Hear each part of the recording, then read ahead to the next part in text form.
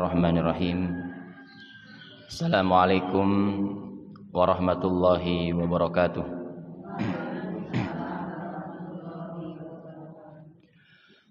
Alhamdulillahil karimil mannan, dzit tauli wal fadli wal ihsan, alladzi hadana lil iman wa faddala dinana ala sairil adyan wa manna alaina bi irsalihi ilaina khaira khalqihi Muhammadan sallallahu alaihi wasallam.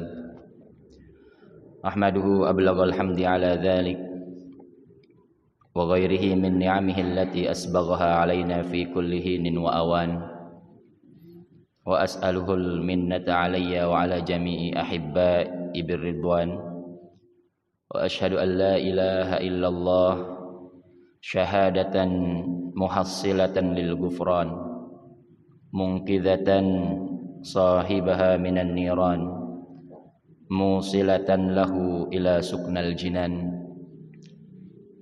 Qala Allah ta'ala fi muhkami tanzilih, a'udzu billahi minasy syaithanir rajim, wa asa an takrahu syai'an wa huwa khairul lakum wa asa an tuhibbu syai'an wa huwa syarrul lakum wallahu ya'lamu wa antum la ta'lamun. Jamaah rahimani wa rahimakunallah, bersyukur kepada Allah Subhanahu wa taala dengan mengucapkan alhamdulillah bi ni'matihi tatimmus shalihat. Pada hari ini Allah berikan kita kemudahan, taufik dan hidayahnya. Allah berikan kita kesehatan sehingga kita bisa berkumpul fi baitin min buyutillah, di salah satu rumah Allah Subhanahu wa taala, di dalam majelis ilmu yang insyaallah diberkahi oleh Allah Subhanahu wa taala. Salawat salam kita haturkan kepada keharibaan baginda Nabi besar Nabi Yuna Muhammad sallallahu alaihi wasallam, sosok uswah dan qudwah yang kita cintai, yang kita harapkan yakni syafaatnya fi yaumil qiyamah kelak. Jamaah, Nabi sallallahu alaihi wasallam selalu memohon kepada Allah 4 perkara di dalam hidupnya. Sesuai dengan hadis Nabi sallallahu alaihi wasallam, di mana Nabi selalu berdoa memohon 4 perkara ini. Apa yang diminta di dalam doanya Nabi? 1, beliau meminta petunjuk kepada Allah. Meminta apa? Petunjuk. Hidup ini tanpa petunjuk Allah, kita tersesat. Jenengan bisa datang ke masjid ini karena diberikan petunjuk oleh Allah. Mboten karena panjenengan kepingin saja, mboten karena sing hebat panjenengan mboten, atau sing hebat kulo bisa ngajar di depan mboten, karena ini petunjuk Allah. Allah yang inginkan ini. Allah kehendaki kita bergerak dari rumah sampai masjid, merupakan bentuk kecintaan Allah Subhanahu wa taala kepada kita agar kita melakukan amalan-amalan yang baik. Ngeten nggih? Oleh karenanya Nabi selalu minta petunjuk. Doane napa? Allahumma inni as'alukal huda. Ya Allah, aku memohon petunjuk kepadamu. Berikan aku petunjuk. Huda niki petunjuk. Ulama mengatakan huda di sini petunjuk di dalam ilmu dan amal. Petunjuk dalam ilmu dan amal. Loh, kenapa ilmu dan amal? Pertanyaannya niku. Maka jawabannya, kita memohon kepada Allah agar diberikan ilmu sing apik, ilmu yang baik, ilmu nan berkah.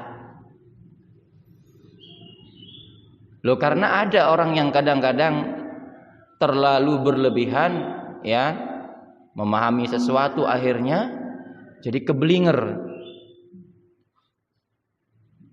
Pernah jenengan dengar orang pintar tapi keblinger? Pernah. Ini dia tidak mendapatkan petunjuk Allah. Padahal ya sama-sama dapat ilmu kan? Tapi kenapa dia berilmu? Mohon maaf, memahaminya berbeda.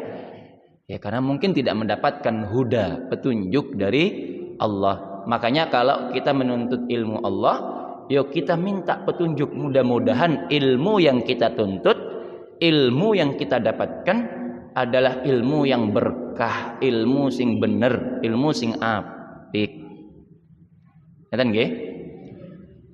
Terus kata ulama tidak hanya di dalam masalah ilmunya, tetapi di dalam masalah pengamalannya, amalnya. Jangan pernah dengar orang berilmu tapi tidak mengamalkan ilmunya? Pernah. Nah, kita memohon kepada Allah agar kalau kita diberikan ilmu juga sekaligus bisa beramal dengan ilmu niku. Ngeten. Eman-eman mboten nek jenengan punya ilmu tapi tidak bisa mengamalkannya. Eman-eman. Makanya kita minta kepada Allah, Allahumma inni as'alukal huda. Ya Allah, berikan aku petunjuk di dalam ilmu dan amalnya, pengamalannya, agar kita lurus, agar kita sesuai dengan keimanan dan ketakwaan kita, agar kita sesuai dengan garis-garis yang ditentukan oleh Allah Subhanahu wa ta'ala. Nah itu maksud daripada huda. Yang kedua, Allahumma inni as'alukal huda wattuqa. Wattuqa niku artinya napa? Ketakwaan. Nabi mohon ketakwaan kepada sinten? Allah. Padahal Nabi, apalagi kula napa jenengan, kita manusia biasa, butuh Allah, minta kepada Allah, bersandar hanya kepada Allah, husnuzon kepada Allah. Jadi minta hanya kepada Allah. Minta apa? Ketakwaan. Nabi juga minta ketakwaan. Allah berfirman di dalam Al-Qur'an, "Walibasut taqwa dzalika khair." Bahwa pakaian-pakaian terbaik itu pakaian-pakaian ketakwaan. Pakaian terbaik niku pakaian ketakwaan, mboten gamis sing branded mboten. Mboten gamis sing apik-apik mboten. Tapi pakaian yang paling baik niku pakaian ketakwaan, sehingga kita setiap hari minta kepada Allah agar diberikan iman dan takwa. Ada hadis panjang mengenai azab kubur. Ketika manusia dimasukkan ke dalam kubur, orang sudah pulang, datang malaikat, warnanya biru dan hitam, yaitu malaikat Mungkar dan Nakir. Nah, ketika itu dia bertanya dengan pertanyaan-pertanyaan ya yang biasa kita dengar itu. Kalau diceritakan azab kubur, ya, keadaan orang di kubur, ma rabbuka? Sinten Tuhanmu? Siapa Tuhanmu? Wa man nabiyuka? Katanya dalam hadis itu, pertanyaan itu dijawab bukan dengan kepintaran kita. Karena jenengan tahu nanti ditanyanya pakai bahasa Allah tak apali ya, bikin teksnya. Atau jenengan bikin konsepnya, pertanyaannya ini, jawabannya ini. Atau jenengan gawa contekan. Ya ora bisa. Gak bisa. Tapi katanya yang menjawab setiap pertanyaan malaikat niku adalah amalan-amalan yang biasa kita lakukan di dunia. Maksudnya amalan-amalan saleh yang kita biasa lakukan di dunia, itu yang otomatis menjawab. Ini katanya dalam hadis Nabi Shallallahu Alaihi Wasallam. Berarti nopo? Amalan. Ketakwaan kita kepada Allah Subhanahu wa Ta'ala. Makanya selalu minta nopo? Ketakwaan, iman, takwa selalu ada di dalam hati. Yang ketiga, Allahumma inni as'alukal huda wattuqa. Yang ketiga wal afaf. Afaf. Ada yang tahu arti afaf nopo? Oh, menjaga diri. Ini kayaknya udah tahu nih, udah pernah ngaji sama saya. Pernah ikut ya. Afaf, alergi dengan sesuatu yang haram, menjaga diri dengan sesuatu yang haram. Itu afaf. Jadi kalau jenengan punya afaf, itu luar biasa. Saya selalu menyampaikan doa ini di majelis taklim supaya jenengan pakai ini doa. Baca ini doa karena penting. Ya. Afaf itu artinya menjaga diri dari sesuatu yang haram, alergi dengan sesuatu yang haram. Monggo ya, jenengan amalkan. Jadi misal ada satu kemaksiatan tidak sesuai dengan hati, jenengan diajak, jenengan ngomong ke teman panjenengan, oh enggak, ini tidak sesuai dengan syariat Allah, saya tidak berani ikut-ikutan, mbok dosa. Nah, ini namanya sifat afaf. Sifat apa? Afaf. Ngeten nggih? Yang terakhir wal gina. Ini yang keempat. Ya, gina ini napa? Kaya, sifat sugih. Tapi sugih hati. Kaya hati, mboten kaya materi, mboten. Kata para ulama, orang yang gina itu artinya yang bisa menerima segala ketentuan Allah. Dia husnuzon kepada Allah, ini orang gina. Orang yang kalau bahasa Jawa ini apa? Nerimo ing pandum. Legowo. Ini orang kaya, Bu. Orang kaya itu kata Nabi dalam hadis laisal gina an kathratul arad walakinnal gina ginan nafs. Bukan orang yang kaya niku orang yang punya harta banyak, boten. Walakinnal gina, tapi orang yang sugih kaya itu sinten? Ginan nafs. Orang yang memiliki hati dan hatinya digunakan untuk bersyukur kepada Allah. Niku hakikat orang yang sesungguhnya kaya. Jadi kita minta kepada Allah agar diberikan sifat gina, sifat napa? Kaya. Apapun yang ditakdirkan oleh Allah kita husnuzon. Nah, ini tema kita pada hari ini, husnuzon kepada sinten? Allah Subhanahu wa ta'ala. Kalau kita husnuzon kepada Allah, kira-kira selamat badan? Selamat. Enggak cuman kita yang selamat, hati kita juga selamat. Kalau kita husnuzon kepada Allah, insya Allah hati kita tenang. Salamatul qulub, selamat hati kita. Tenang, mutmainnan nafs, jiwa kita tenang. Kalau kita husnuzon kepada Allah, murtahal bal, pikiran kita plong. Jadi mboten kita cari-cari alasan, ini kenapa Allah kok memberikan musibah seperti ini kepada saya? Sepertinya Allah sudah tidak adil lagi. Sepertinya Allah sudah zalim ini. Sepertinya ini salah alamat ini musibahnya, bukan kepada saya, harusnya kepada tetangga saya ini. Nah, ini kalau orang nyari-nyari alasan, ini namanya napa? Suuzon. Tahu artinya suuzon? Ya, prasangka buruk. Kan ada dua kalimat di situ. Su niku artinya buruk.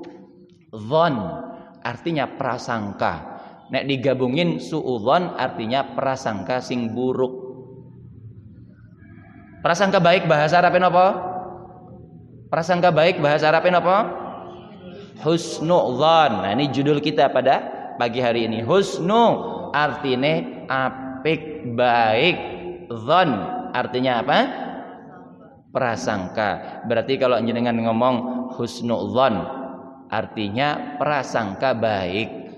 Kepada sinten? Kepada Allah Subhanahu wa ta'ala. Nah, ini makanya kita harus membangun trust kita kepada Allah Subhanahu wa ta'ala. Apapun yang terjadi pada diri kita, jenengan yang hari ini sedang sakit, jenengan yang hari ini terlilit hutang, jenengan yang hari ini pikirannya mboten tenang, jenengan yang hari ini banyak masalah, semua itu ketentuan Allah. Jalani, ikhtiari, cari napa? Akar masalahnya, coba untuk menyelesaikannya. Itu ikhtiar kita sebagai seorang mukmin mukminah. Setelah kita ikhtiari, jangan lupa ya, diselingi terus dengan berdoa kepada Allah. Makanya tahapannya kita disuruh berdoa dulu kepada Allah. Berdoa, ikhtiar, dan serahkan kepada Allah, tawakal. Nah, ini orang-orang yang sukses sebenarnya. Jadi mboten kita marah-marah dengan takdir Allah, nggak boleh. Bukan kita menyesali takdir Allah, oh ini tidak cocok ini. Kita menyalahkan orang lain, menyalahkan semua, menyalahkan Allah, nggak boleh. Dosa mboten? Dosa. Makanya ya, di dalam hadis qudsi Allah berfirman, ana inda dhanni 'abdi bi. Aku itu tergantung bagaimana prasangka hambaku. Jadi Allah itu tergantung bagaimana jenengan berprasangka kepadanya. Kira-kira kalau jenengan berprasangka buruk, dapat buruk enggak? Dapat keburukan enggak? Dapat keburukan. Tapi kalau kita optimis, yakin dengan adanya bantuan Allah, yakin dengan Allah itu maha adil, mboten mungkin namanya Allah itu akan zalim, yakin dengan Allah itu akan menyebarkan rizkinya kepada setiap makhluk hidup, mboten mungkin Allah itu akan zalim, yakin dengan Allah itu sudah menakarkan segalanya dengan kadarnya masing-masing. Kira-kira hati kita tenang napa mboten? Tenang. Tidak ada orang satupun yang hidup di dunia ini tidak diberikan rizki oleh Allah, Bu. Tidak ada. Seenggak ada-adanya kita, setiap kita pasti diberikan rizki oleh Allah. Cuman kadang-kadang istilahnya ada rizki apa tidak itu tergantung manusianya itu lagi, Bu. Kembali kepada manusianya lagi. Kadang sudah dikasih banyak rizki, masih aja ngerundel, masih aja kurang, masih aja bilangnya, oh ini harusnya sehari itu 500.000, jangan 100.000. Padahal jenengan tetap dikasih rezeki sama Allah. Loh, dikasih 100.000 sehari itu banyak, Bu. Dan itu yang baik menurut Allah. Ya wajib kita hukumnya mensyukurinya. Enggak boleh kita mengingkarinya, enggak boleh kufur dengan nikmat Allah. Makanya kata Nabi sallallahu alaihi wasallam, kita itu harus optimis kepada Allah. Kata beliau bersabda, "Ud'uallah wa antum muqinuna bil ijabah. Wa'lamu anna Allah la yastajibu du'aan min qalbi ghafilin lahin." Ini kata Nabi, kalau jenengan berdoa, berdoalah dengan hati yang yakin, husnudzon, prasangka baik kepada Allah. Yakin doanya panjenengan ini pasti akan diterima oleh Allah. Dan ingat, orang yang hatinya lalai, kata Nabi, yang suka suuzon, yang suka ragu-ragu kepada Allah, yang suka bermaksiat, doanya tidak diterima. Doanya apa? Tidak diterima oleh Allah. Jadi hati-hati, Bu. Maka kalau jenengan berdoa itu yakin, nek kita nuntut rizki, bekerja jenengan yang ke pasar, jenengan sing PNS, jenengan yang di sawah, petani, bismillah, biiznillah, dengan izin Allah saya bisa berangkat ke sawah, dengan izin Allah saya bisa berangkat ke pasar, dengan izin Allah saya bisa berangkat ke kantor. Berdoa sebelum kita berangkat, serahkan urusan kita kepada Allah. Nanti urusan rizki Allah yang kasih. Kita hanya menjalani takdir kita. Kita menjalani aktivitas kita. Serahkan semuanya kepada Allah. Sehari dapat 1.000 ya alhamdulillah. Sehari dapat 150.000 ya makin alhamdulillah. Sehari jenengan dapat 1 juta ya alhamdulillah. Besoknya enggak dapat ya alhamdulillah. Loh, karena kemarin dapatnya 1 juta, Bu. Wong biasanya jenengan dapat 200.000 kok. Biasanya pinten? 200.000. Terus tiba-tiba dapat 1 juta. Besok enggak dapat, ya jangan kecewa. Kenapa enggak boleh kecewa? Kemarin Allah jenengan kasih 1 juta. Karena biasanya jenengan jatahnya pinten? 200.000. Nah, sadar mboten? Sadar, harusnya begitu. Tetap bersyukur. Loh Ustadz kok suaranya serak? Saya ucapkan alhamdulillah ala kulli hal. Ini juga atas izin Allah. Kehendak Allah. Syukuri saja. Selama ini lama saya suaranya bagus, enggak serak. Ini baru 2 minggu ini serak, Bu. Ya alhamdulillah, ya bersyukur saja. Yang penting masih bisa ngomong gitu loh. Coba kalau nggak bisa ngomong, nggak bisa datang ke majelis ini. Jelas mboten niki? Alhamdulillah. Ini namanya husnudzon, prasangka baik kepada Allah. Jelas napa mboten? Jelas. Makanya Allah berfirman di dalam Al-Qur'an, wa asa an takrahu syai'an wa huwa khairul lakum wa asa an tuhibbu syai'an wa huwa syarrul lakum wallahu ya'lamu wa antum la ta'lamun. Apa kata Allah di dalam Al-Qur'an? Dalam surah Al-Baqarah ayat 216. Boleh jadi manusia itu membenci sesuatu padahal di dalamnya ada kebaikan, kata Allah. Boleh jadi manusia itu menyukai sesuatu padahal di dalam hal tersebut ada hal yang buruk, keburukan. Nah, ini kita tidak tahu takdir Allah itu bagaimana, rahasia Allah. Maka Allah itu mengetahui, sedangkan kita semua tidak mengetahui apapun atas takdir Allah, rahasia Allah.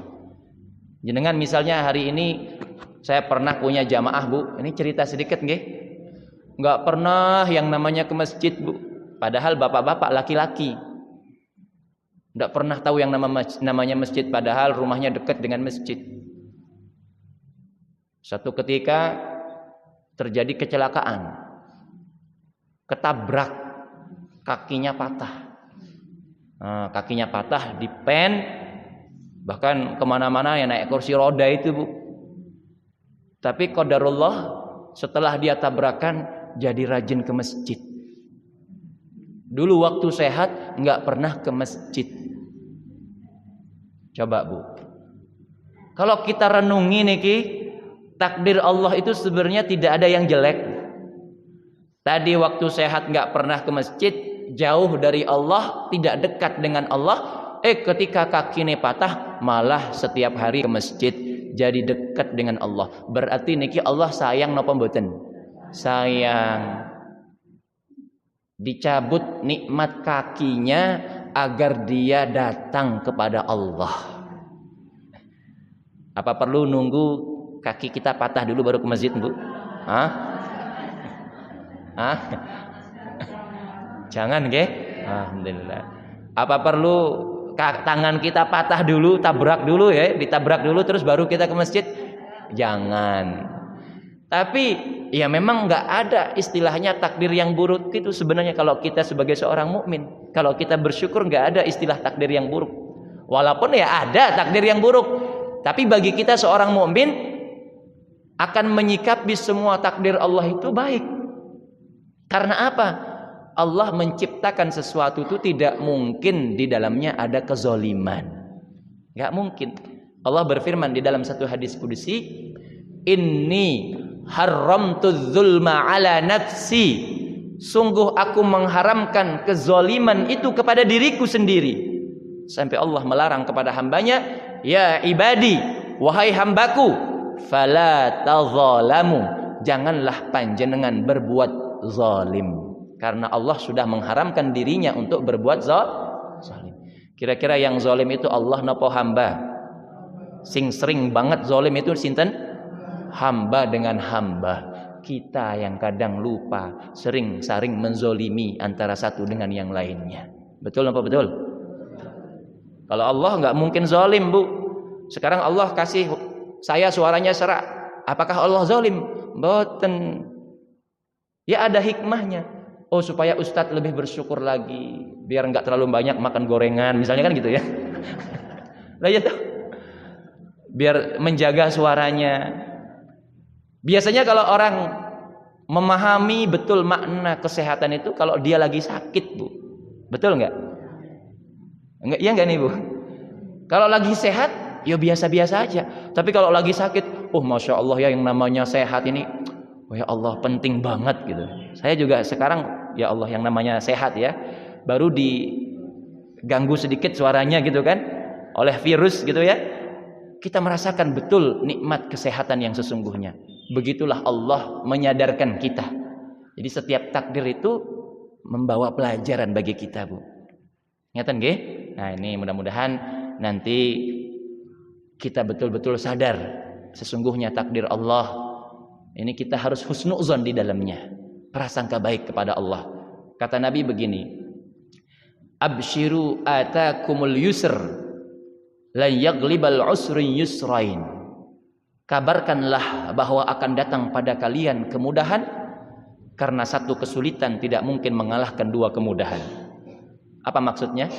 Di dalam surat Al-Insyirah itu ada kalimat di ayat nomor 5 dan nomor 6. Fa inna ma'al usri yusra, inna ma'al usri yusra. Itu disebutkan 2 kali. Jadi kalau jenengan hari ini mendapatkan kesulitan, akeh hutange, sakit, banyak kesulitannya, Bu. Ingat, Bu, kesulitan-kesulitan itu disertai dengan 2 kemudahan, karena Allah menyebutkan kalimat sesungguhnya kesulitan itu ada kemudahan 2 kali di dalam surat Al-Insyirah. Artinya kalau Allah berikan kita kesulitan juga satu paket dengan 2 kemudahan. Tapi syaratnya jenengan sabar. Karena solusi yang paling pertama itu kata Allah, ya ayyuhalladzina amanu sta'inu bis sabri was shalah. Disebutkan sabar dulu baru salat. Bukan salat dulu baru sabar. Jadi kalau kita punya masalah disuruh sabar dulu baru kita melakukan salat. Masya Allah, jelas ya. Berarti sabar niki solusi, Bu. Ingat ada kemudahan Allah Subhanahu wa taala. Enggak mungkin Allah itu tidak memberikan kemudahan bagi seorang hamba. Enggak mungkin. Dan enggak mungkin Allah itu zalim. Nah, ini positive thinking. Allah berfirman dalam surah Al-Imran ayat terakhir, ya ayyuhalladzina amanu sta'inu bis sabr. Ya ayyuhalladzina amanu isbiru.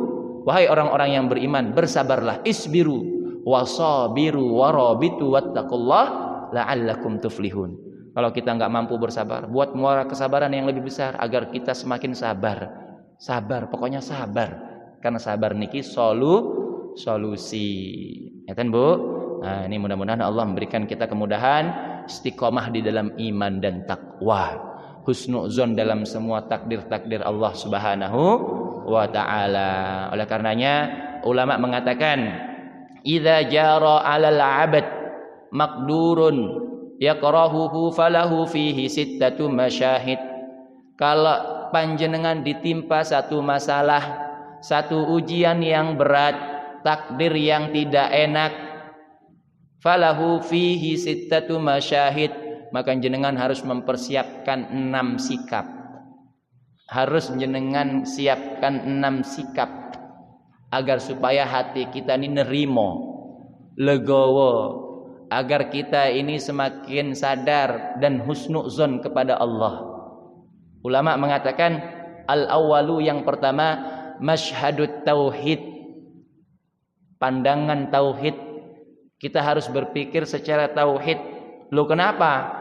Wa annallaha huwallazi qaddarahu wa sya'ahu wa khalqahu wa ma sya'allahu kana wa ma lam yasha' lam yakun. Ini kata ulama, bahwa sesungguhnya kenapa kita harus menyertakan tauhid di dalam hati kita, Bu? Karena Allah itu yang menakdirkan kita. Allah itu yang menghendaki kita. Allah itu yang menciptakan kita. Allah yang menghendaki sesuatu, maka terjadi sesuatu. Wa ma lam yasha, kalau Allah tidak menghendaki sesuatu, lam yakun, tidak mungkin terjadi sesuatu tersebut. Jelas betul? Makanya kita harus memandang dengan pandangan tauhid. Tidak mungkin satu daun jatuh dari rantingnya ke jalan-jalan itu tanpa takdir Allah. Jelas betul? Tidak mungkin dalam satu keluarga ditimpakan musibah, ujian, kalau bukan karena takdir Allah. Jadi kalau kita punya masalah, ya takdir Allah. Kita memandangnya secara tauhid, ini Allah yang menghendaki, ini Allah yang ingin. Pelajarannya apa? Agar saya lebih dewasa, agar saya lebih insyaf lagi, agar saya lebih bersyukur lagi. Coba jenengan lihat daun-daun yang ada di ranting-ranting pohon itu. Kalau ada angin berhembus, daun pun terjatuh. Daun terjatuh, semua mata kadang memandang ke daun itu. Dan kita mengatakan, oh daunnya jatuh. Itu tidak mungkin luput dari takdir Allah Subhanahu wa ta'ala. Ini daun, Bu. Sepele mboten? Sepele. Benda mati, Bu. Daun jatuh itu atas takdir Allah. Apalagi dengan kita. Jenengan ke masjid ini karena Allah kehendaki. Ngeten. Jenengan mau ngaji setiap hari Ahad pagi, Allah kehendaki. Karena Allah yang berkehendak. Wa ma lam yasha, kalau Allah enggak berkehendak, lam yakun, enggak mungkin jenengan bisa ngaji ke sini. Jelas betul? Makanya dalam setiap masalah, apapun itu, yakinlah Bu, semua atas takdir Allah Subhanahu wa ta'ala. Makanya kata para ulama, seorang mukmin yang di dalam hatinya mengakar kekuatan iman dan takwa, kekuatan tauhid kepada Allahnya, kepada Rabbnya, akan memandang segala sesuatu dengan kacamata iman dan tauhid, terlepas apapun yang dihadapi, dialaminya, maka hatinya meyakini akan ketentuan Allah. Hatinya semakin kuat, sabar, karena dia memandang ini semua atas kehendak Allah Subhanahu wa ta'ala. Jenengan baca doa setiap pagi 3 kali, sore 3 kali. Napa doane? Komitmen kita kepada Allah. Raditu billahi rabbah wa bil islami dinah wa bi Muhammadin sallallahu alaihi wasallam nabiyya. Jenengan baca doa ini nggih? Baca mboten? Tahu artinya, Bu? Tahu artinya? Raditu billahi rabbah. Aku ridho Allah sebagai Rabbku, sebagai Tuhanku. Ngeten. Apa konsekuensinya kalau kita mengatakan aku ridho Allah sebagai Tuhanku? Maka segala bentuk ketentuan Allah ya kita harus terima. Katanya ridho. Nek ridho berarti harus nerimo. Lah kan setiap pagi kita baca ini, Bu. Sore kita baca lagi. Raditu billahi rabba. Aku ridho Allah sebagai Rabbku. Berarti semua ketentuan Allah jenengan mesti ridho. Dikasih sakit ngerundel. Ora ridho aku ya Allah katanya. Tetanggaku kabeh sehat-sehat. Masa aku sakit? Tetanggaku kabeh sugih-sugih. Masa aku melarat? Ora terima. Oh berarti jenengan gak ridho.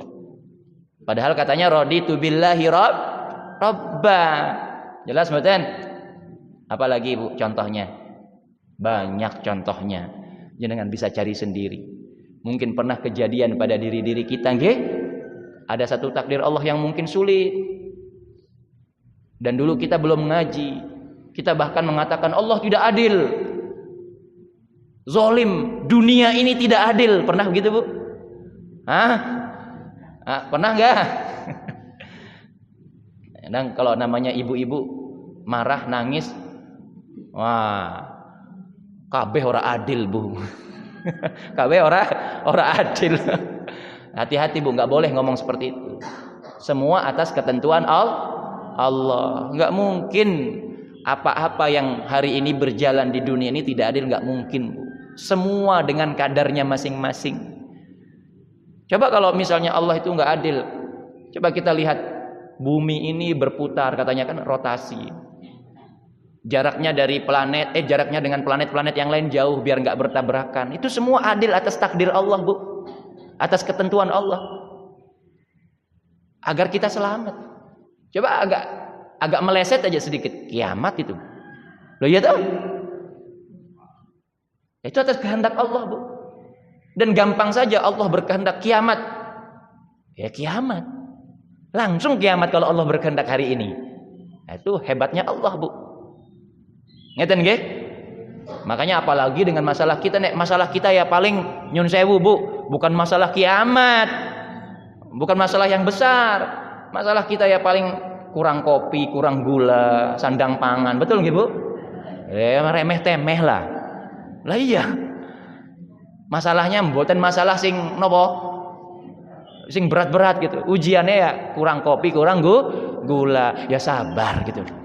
Sabar. Wabil Islami dina. Islam adalah agamaku. Jadi nek jenengan bilang Islam agamaku berarti tidak ada metode yang lain selain Islam. Jenengan lagi buka usaha, lancar usahanya, alhamdulillah. Tapi ketika usahanya bangkrut, dukun bertindak. Hati-hati. Pesugihan. Minta syarat. Mbah, kayak usahaku kayak melarat terus kok, gagal baik. Kayak jenengan buka usahane dina apa katanya? Dina kemis. Pantesan katanya. Kayak kemis kayak sial, dina sial katanya. Akhirnya apa? Jenengan nek buka usaha ke hari Jumat Kliwon. Ini kata Mbah, minta syarat dia. Berarti apa? Dia berkhianat. Wabil Islami dina. Islam itu metode yang paling baik dan itu yang kita ambil. Malah dia mencari metode selain Islam. Cara-cara di luar Islam. Berarti berkhianat mboten?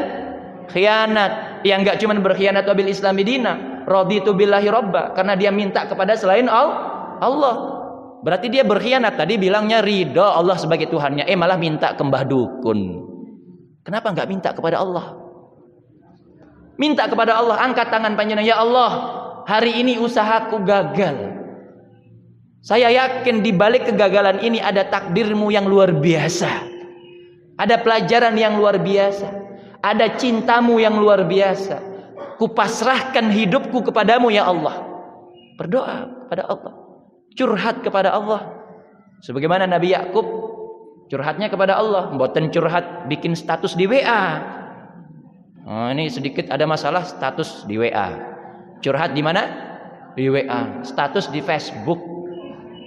Boleh mboten? Enggak boleh. Curhatnya kepada siapa? Allah. Mboten bikin status di WA. Nah, ini musibah namanya. Kenapa? Musibah. Wa bi Muhammadin sallallahu alaihi wasallam nabiyya. Artinya apa? Dan aku yakin bahwa Nabi Muhammad sebagai nabiku. Jadi kalau kita katakan yakin cinta kepada Nabi, ya sudah, totalitas. Ketika Umar bertanya kepada Nabi, ya Rasulullah, aku kan sudah ngikut lama sama jenengan. Apakah aku ini sudah cinta kepada panjenengan? Kata Nabi balik tanya kepada Umar, apakah kamu ini mencintai aku melebihi cintamu kepada dirimu sendiri? Angel bu, angel banget. Makanya kan urutan cinta itu cinta kepada Allah, cinta kepada kanjeng Nabi, baru cinta kepada yang lain-lain, orang tua, istri dan sebagainya. Urutannya itu. Lalu sekarang banyak bu. Kalau di sini sih nggak ada bu. Ada yang senang nonton drakor? Lo nggak ada kalau di sini. Nah iya. Hari ini banyak ibu-ibu muda itu nangis merintikkan air mata gara-gara nonton drakor. Tahu drakor bu? Napa? Drama Korea. Ini musibah. Nangis gara-gara nonton drakor itu musibah. Mubazir air matanya. Haram hukumnya, tidak boleh. Nah iya. Kalau jenengan baca sholawat, kangen karo kanjeng Nabi, nangis. Nah ini luar biasa top. Tapi kalau air matanya keluar gara-gara drakor. Apakah ibu-ibu kenal nggak artis drakor itu? Kenal nggak? Mboten kenal, dia juga nggak kenal kita. Orang kafir lagi ditangisi. Musibah mboten? Musibah. Atau mboten drakor, jenengan nonton sinetron nangis. Hati-hati bu. Sekarang pertanyaannya, pernah nggak jenengan baca Quran nangis? Mboten. Kapan terakhir jenengan sholat baca Quran terus merintikkan air mata nangis? Kapan terakhir bu? Kemarin. Alhamdulillah. Ini pertanyaan-pertanyaan yang harus kita jawab dengan diri kita sendiri.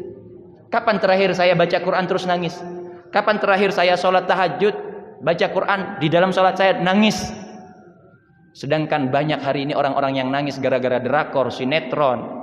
nonton konser, nggak dapat tiket konser artis fulan, nangis karena saking cintanya dengan artis tersebut. Waliyazu billah, nauzubillahi min zalik. Bahkan kita mungkin jarang mengeluarkan air mata untuk baginda Nabi Muhammad sallallahu alaihi wasallam. Kita nggak pernah nangis dalam baca Quran. Tidak pernah mengeluarkan air mata dalam sholat tahajud kita. Lah ini sesuatu hal yang harus kita pertanyakan, Bu.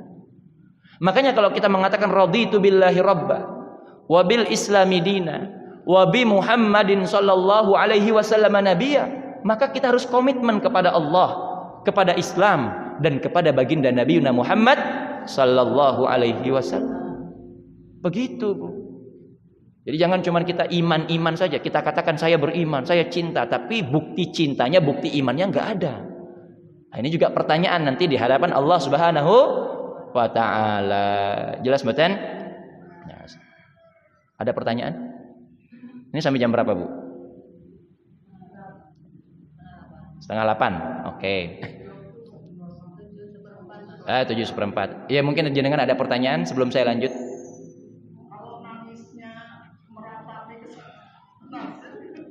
Nangisnya meratapi nasib nopo, Bu? Nasib sing nopo gitu loh. Lah iya toh? Kalau kita menangisi kesalahan di masa lalu, ya Allah, dulu ini aku pemaksiat, ya Allah, dulu aku sering berbuat dosa, ya Allah, aku nyesel banget, aku bertobat, atubu ilaika ya Allah, aku bertobat kepadamu ya Allah, aku menyesal melakukan dosa-dosa dulu ketika aku muda, ketika aku dulu di waktu muda sering meninggalkan sholat, aku menyesal ya Allah, hari ini aku bertobat kepadamu. Itu boleh. Itu namanya orang bertobat terus mengerintikkan air mata, itu sebagai saksi penguatan dalam hal taubatnya. Berarti dia khusyuk, serius bertobat. Ya kan? Tapi jangan menangisi nasib-nasib di masa lalu. Ya Allah, dulu kenapa aku nggak nikah sama orang ini? Nyesel. Nggak boleh begitu. Ini kita menyesali takdir. Ya Allah, kenapa aku harus nikah dengan suamiku yang hari ini? Banyak penderitaan ya Allah. Nggak boleh gitu ya. Justru kita harus doakan suami kita. Alhamdulillah dapat suami ini. Nah, gitu ya. Itu namanya beda. Kalau menyesali dosa-dosa masa lalu boleh. Ya. Kalau jenengan ada masalah hari ini, ya kita nangis. Ya Allah, ampuni dosa-dosa. Karena setiap permasalahan yang menimpa kita, ujian yang menimpa kita, tidak luput dari dosa-dosa yang kita lakukan. Makanya kita banyak-banyak bertobat kepada Allah gitu. Gitu nggih, Bu? Oke. Ada lagi silahkan. Monggo bebas bertanya, silahkan, nggak apa-apa.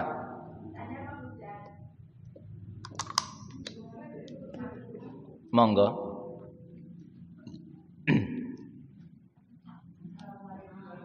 Waalaikumsalam warahmatullahi wabarakatuh.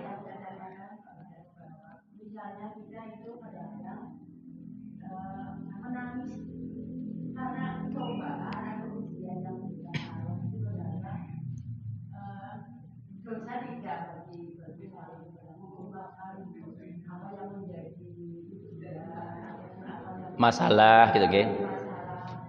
Curhatnya kepada siapa dulu, Bu? Pas sholat, tak kira di status.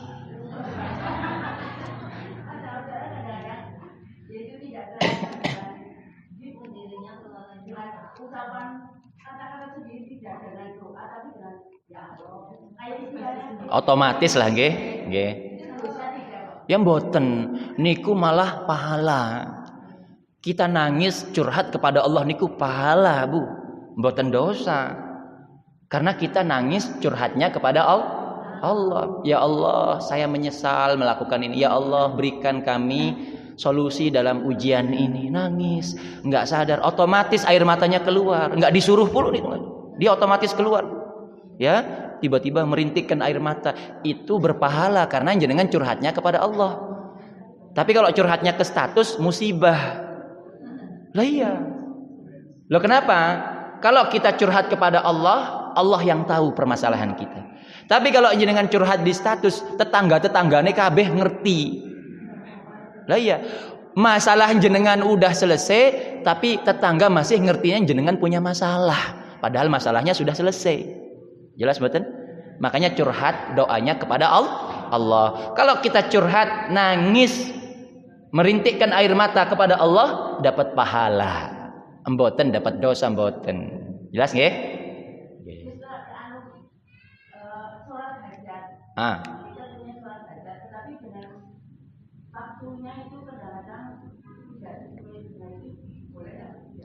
Waktunya maksudnya tidak sesuai dengan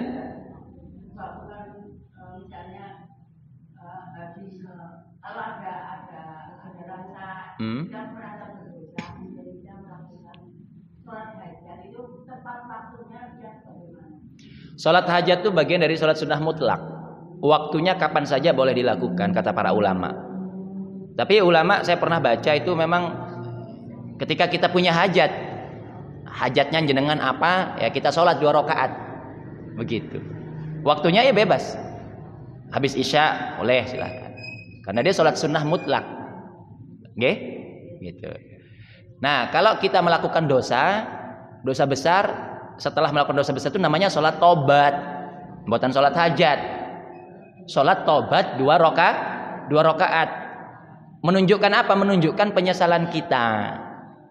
Kita nyesal, ya Allah, sholat kepada Allah, saya menyesal melakukan dosa tersebut, dosa besar. Akhirnya kita sholat tobat supaya Allah mengampuni dosa-dosa kita. Jelas betul? Yeah. Ada lagi silakan. Monggo, nggak apa-apa. Bebas bertanya.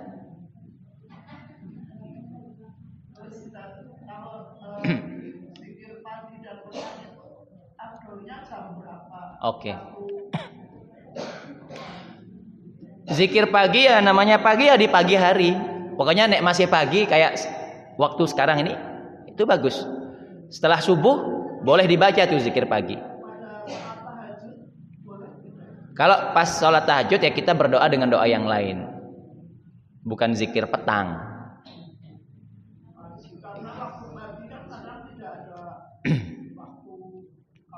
Kita kan ada doa-doa yang lain boleh. Tapi sebenarnya kalau kita sholat tahajud kan sudah awal pagi sebenarnya itu. Ya setelah sholat tahajud sih nggak masalah. 3:30 nggak masalah. Itu sudah pagi namanya. Kita baca zikir pagi dari urutan-urutannya sampai selesai ya nggak masalah. Cuman kadang kalau kita sholat tahajud itu kan ada doa-doa kadang yang banyak ya. Kita ingin berdoa apa, berdoa minta pengampunan dan sebagainya gitu. Biasanya kalau zikir pagi itu dibaca itu biasanya setelah subuh, setelah sholat subuh.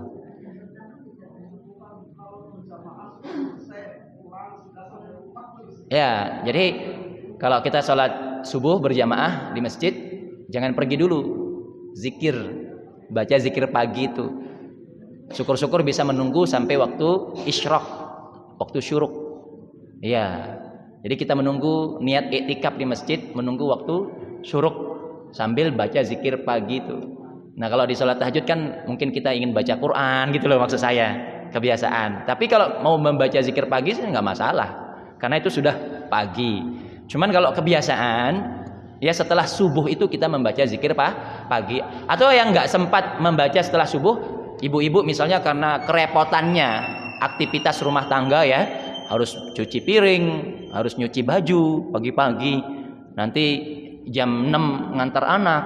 Nah, renggang waktunya itu sekitar jam 8. Boleh dibaca jam 8 pagi. Ya, sambil duduk, ya sambil sholat duha. Setelah sholat duha, kita baca zikir pagi, begitu. Jadi fleksibel. Tidak harus waktunya jam 8, enggak. Yang penting masih pagi gitu loh ya. Yang penting masih pagi. Wallahu alam bisawab.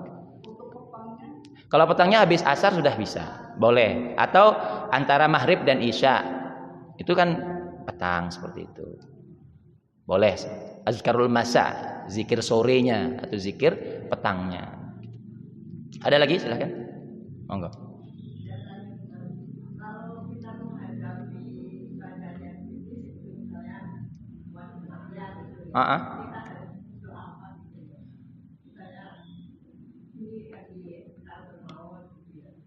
lagi sekarat gitu, lagi sakaratul maut. Kalau orang yang lagi sakaratul maut itu ditalkin kalimat la ilaha illallah, ditalkin. Iya. Oh, ya kita bacakan Quran nggak apa-apa, bacakan Yasin. Jadi perlunya dengan ketahui Yasin itu dibaca bagi orang yang sakit keras dengan harapan sembuh yang sakit, atau dengan harapan ya dipermudah keadaannya. Bacakan surat Yasin. Yasin itu salah satu fadilahnya adalah menyembuhkan orang yang sakit. Ngerti nggih? Kalau kita kadang kebalik, sudah mati baru dibacakan Yasin. Harusnya Yasin itu dibaca sebelum, untuk orang yang sakit. Misal jenengan ada yang sakit keras, dibacakan Yasin. Ada hadisnya itu. Karena surat Yasin itu insya Allah kalau kita membacakan bagi orang yang sakit, diangkat penyakitnya oleh Allah Subhanahu wa taala. Nah itu. Jadi bagi kita kalau ketemu dengan saudara kita yang sakit atau apa, boleh dibacakan Yasin agar dia sembuh. Kita mintakan kepada Allah Subhanahu wa taala. Jelas nggih? Ada lagi?